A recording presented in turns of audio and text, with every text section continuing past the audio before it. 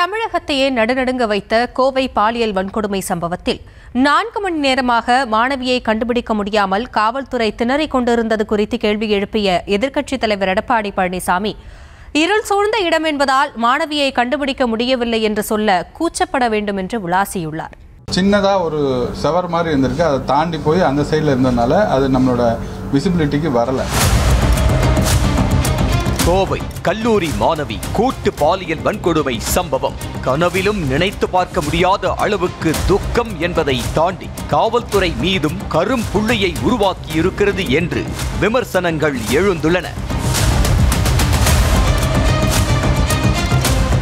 கோவையில் விமான நிலையம் அருகே ஆண் நண்பருடன் காரில் அமர்ந்து பேசிக் கொண்டிருந்த கல்லூரி மாணவி கூட்டு பாலியல் வன்கொடுமைக்கு ஆளாக்கப்பட்ட சம்பவம் பெரும் அதிர்ச்சியை ஏற்படுத்தியது. ஆண் நண்பரை அறிவாளால் தாக்கிவிட்டு மாணவியை கூட்டு பாலியல் வன்கொடுமைக்கு ஆளாக்கிய கொடூரமான 3 பேர் கொண்ட கும்பலை சுட்டு பிடித்தது கோவை போலீஸ். பாலியல் சைக்கோக்களை போலீஸ் சுட்டு பிடித்து கைது செய்தது என்பது ஒரு பக்கம் இருந்தாலும் பாதிக்கப்பட்ட மாணவியை மீட்க முடியாமல் 4 மணி நேரமாக போலீஸ் திணறிக் கொண்டிருந்தது அதிர்ச்சியைத்தான் ஏற்படுத்தியது. இதுகுறித்து விளக்கம் அளித்த கோவை கமிஷனர் சரவண சுந்தர், அன்றிரவு 11:20 மணி அளவில் போலீசுக்கு தகவல் வந்தது எனவும் 11:35 மணிக்கே போலீஸ் சம்பவ இடத்திற்கு சென்று விட்டது எனவும் கூறியிருந்தார்.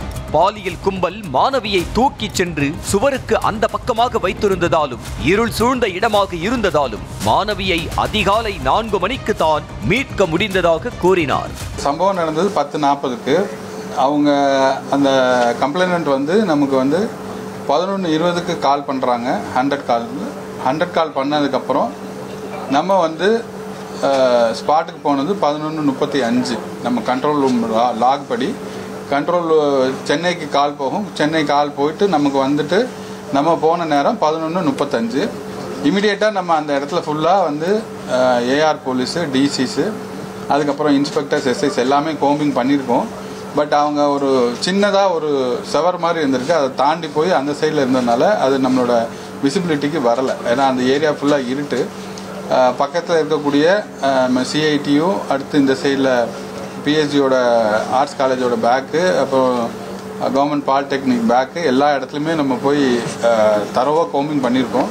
பட் இஷ்யூ என்னென்னா அது ஒரு ரொம்ப மறைவான ஒரு இருட்டான இடம். ஸோ அதுலேருந்து இவங்க இந்த பொண்ணு இந்த விக்டிம் வெளியே வந்ததுக்கப்புறம் இமீடியட்டாக அந்த இடத்துல போலீஸ் இருந்ததுனால தான் இமீடியட்டாக ரெஸ்கியூ பண்ணி நம்ம கேஎம்சிஹெச்க்கு இனிஷியல் ட்ரீட்மெண்ட் கொடுத்துட்டு now she is under treatment at அரை நிர்வாணமாகவும் ஆடை இல்லாமல் வந்ததா சொன்னாங்க சார். அதெல்லாம் இன்வெஸ்டிகேஷன்ல இருக்குங்க. சம்பவம் நிகழ்ந்த விமான நிலையம் பின்புறம் பிஎஸ்ஜி கல்லூரி பின்பக்கம் உட்பட 3 இடங்களில் மொத்தம் 100 போலீஸ் தேடுதல் வேட்டையில் ஈடுபட்டிருந்த போதும் பாதிக்கப்பட்ட மாணவியே எழுந்து வந்த பிறகுதான் போலீஸ் மீட்டிருக்கிறது என்பது பெரும் அதிர்ச்சியை ஏற்படுத்திய நிலையில் இதுகுறித்து எதிர்க்கட்சி தலைவர் எடப்பாடி பழனிசாமி பல கேள்விகளை எழுப்பி உள்ளார்.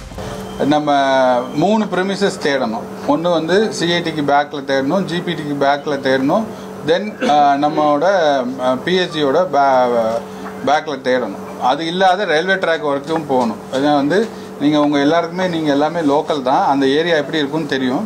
ஸோ நைட்டில் வெளிச்சம் இல்லாத டயத்தில் நம்ம சர்ச் லைட்டை வச்சு மட்டுமே கிட்டத்தட்ட ஒரு 100 போலீஸ் அந்த இடத்துல கோமிங் பண்ணியிருக்காங்க.